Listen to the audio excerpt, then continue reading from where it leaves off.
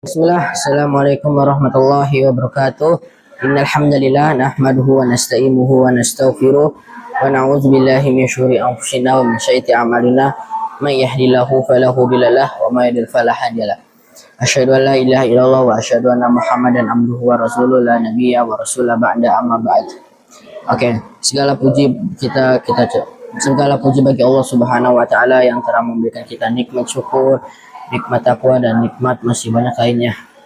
Dan kedua, salawat serta salam kita curahkan kepada baginda kita, Nabi akhir zaman dan Nabi akhir zaman dan Nabi terakhir, Nabi Muhammad Shallallahu Alaihi Wasallam yang telah membimbing kita dari zaman jahiliyah era ke Islamic era, dan dari zaman kegelapan ke zaman modern. Oke. Kali ini saya akan membawakan kultum singkat yang berjudul tentang iman kepada malaikat. Iman kepada malaikat merupakan rukun iman merupakan salah satu dari rukun iman kita. Oke. Malaikat adalah makhluk ciptaan Allah yang diciptakan oleh menciptakan nur atau cahaya yang memiliki jasad yang hanya bisa dilihat oleh Allah Subhanahu wa taala. Dan malaikat tidak pernah lalai dan malas untuk beribadah kepada Allah, dan selalu taat dalam perintah Allah. Oke. Sebagaimana Allah Subhanahu wa taala berfirman di surat At-Tahrim ayat 6, la ya'sunallaha ma amarahum wa yaf'aluna ma yu'marun.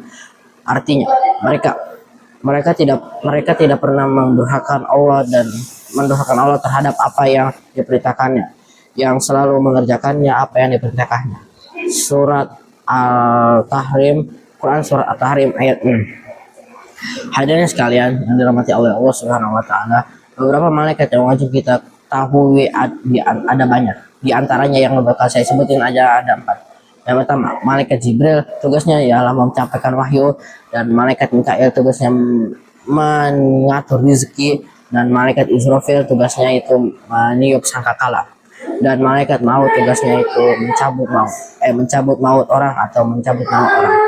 Selain itu ada malaikat yang mencatat amal kita dan mencatat amal kita. Sebagaimana Allah Ta'ala berfirman di surat Al-Infitar ayat 10, wa inna alaikum lahafidin kiraman katibin. Artinya, dan sesungguhnya bagi kamu ada malaikat-malaikat yang mengawasi dan mencatat amal perbuatan. Quran